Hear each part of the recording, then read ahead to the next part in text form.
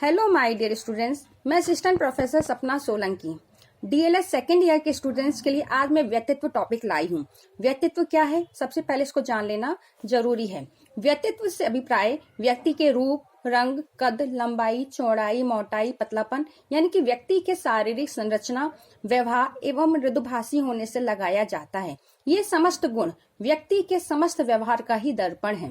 व्यक्तित्व शब्द की उत्पत्ति कैसे हुई, ये भी जान लेना जरूरी है। व्यक्तित्व अंग्रेजी भाषा के पर्सनैलिटी शब्द का रूपांतरण है। अंग्रेजी के इस शब्द की उत्पत्ति यूनानी भाषा के पर्सोना से हुई है, जिसका अर्थ नकाब। यूनानी लोग नकाब पहनकर जिस भी प्रकार के पात्र का पाठ करते थे, उसी के अनुसार वो नकाब पहन लेते थे, जैसे दास, विदूषक, राजकुमार या राजनर्तकी। अभिनय करते समय इनको पहचाना नहीं जा सकता है, क्योंकि ये नकाब पहने रहते हैं।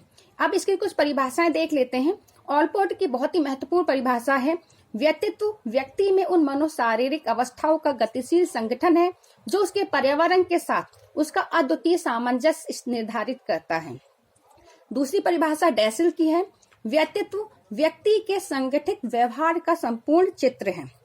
तीसरी परिभाषा बोरिंग की है, वातावरण के साथ सामान्य व स्थायी समायोजन ही व्यक्तित्व है।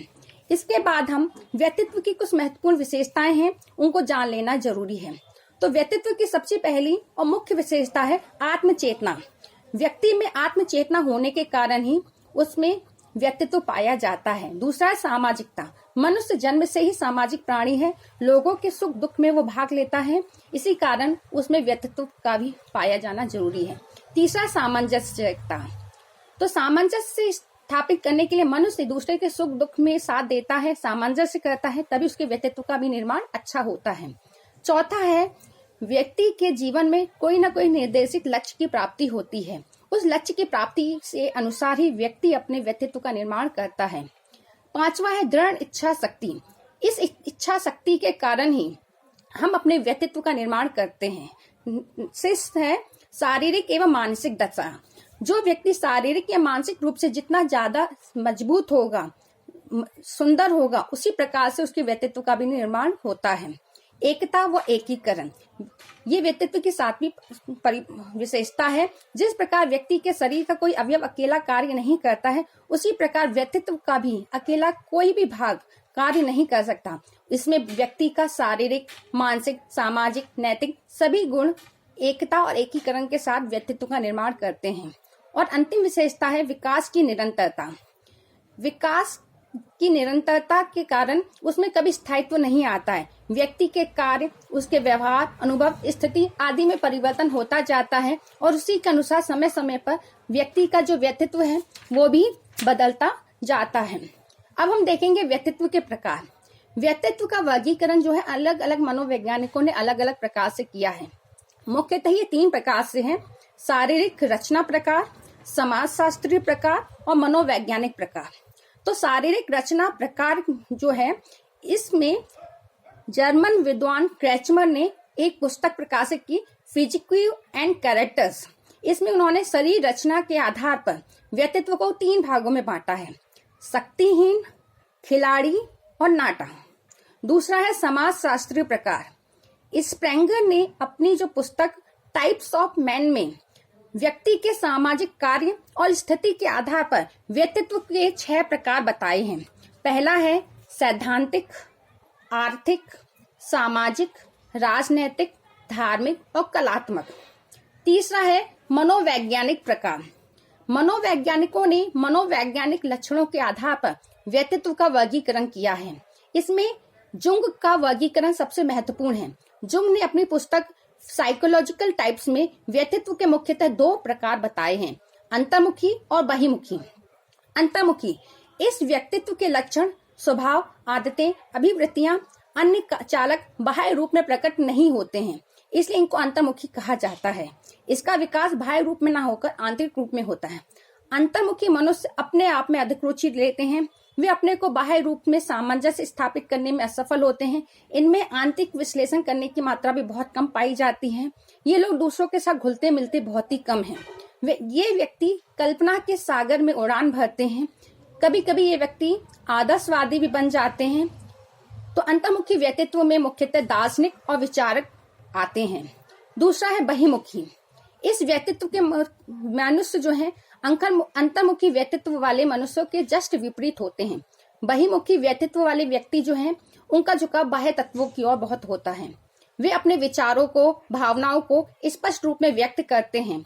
वह संसार के भौतिक और सामाजिक लक्ष्यों में विशेष रुचि लेते हैं। उनका आंतरिक जीवन होता है, उसके बाद भी वह बाह्य जीवन में विशेष रुचि लेते हैं। दूसरे लोग बहिमुखी व्यक्तित्व की ओर अधिक आकर्षित होते हैं। इस व्यक्तित्व के जो मनुष्य हैं उनमें सामाजिक, राजनैतिक, व्यापारिक नेता अत्यधिक आते हैं। व्यक्तित्व के विकास को प्रभावित करने वाले बहुत से कारक हैं। उनमें जो मुख्य कारक है उनको देख लेते हैं। तो व्यक्तित्व के विकास को प्रभावित करने वाला पहला कारक है वंशानुक्रम का प्रभाव। अनेक मनोवैज्ञानिकों ने अपने अध्ययन के आधार पर सिद्ध किया है कि व्यक्तित्व के विकास पर वंशानुक्रम का जो प्रभाव है वो अनिवार्य रूप से पड़ता है। दूसरा है जैविक कारकों का प्रभाव। मुख्य जो जैविक कारक हैं वो है नलिका विहीन ग्रंथियां, अंतःस्रावी ग्रंथियां और शारीरिक रसायन। इन कारकों का व्यक्तित्व के विकास पर जो प्रभाव पड़ता है उसके कारण ही व्यक्तित्व का निर्धारण होता है। तीसरा है शरीर रचना का प्रभाव। शारीरिक रचना के अंतर्गत शरीर के अंगों का पारस्परिक अनुपात, शरीर की लंबाई, भार, नेत्र और बालों के रंगों और मुख आकृति आदि के अनुसार होता है। वह सभी व्यक्ति किसी न किसी रूप में व्यक्तित्व के विकास से भी प्रभावित होते हैं। उदाहरण के तौर पर बहुत छोटे पैरों वाला मनुष्य अच्छे दौड़ने वाले के रूप में कभी भी यश प्राप्ति नहीं कर सकता है। चौथा है दैहिक प्रवृत्तियों का प्रभाव। दैहिक प्रवृत्तियों के कारण शरीर के अंदर रासायनिक परिवर्तन होते हैं, जिसके फलस्वरूप व्यक्ति महत्वाकांक्षी, आकांक्षाहीन, सक्रिय, निष्क्रिय बनता है। पांचवा है मानसिक योग्यता का प्रभाव। व्यक्ति में जितनी अधिक मानसिक योग्यता होती है उतना ही अधिक वह अपने व्यवहार को समाज के आदर्शों और प्रतिमानों के अनुकूल बनाने में सफल होता है। 6 है विशिष्ट रुचि का प्रभाव।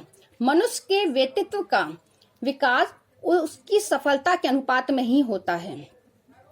7वां है भौतिक वातावरण का प्रभाव।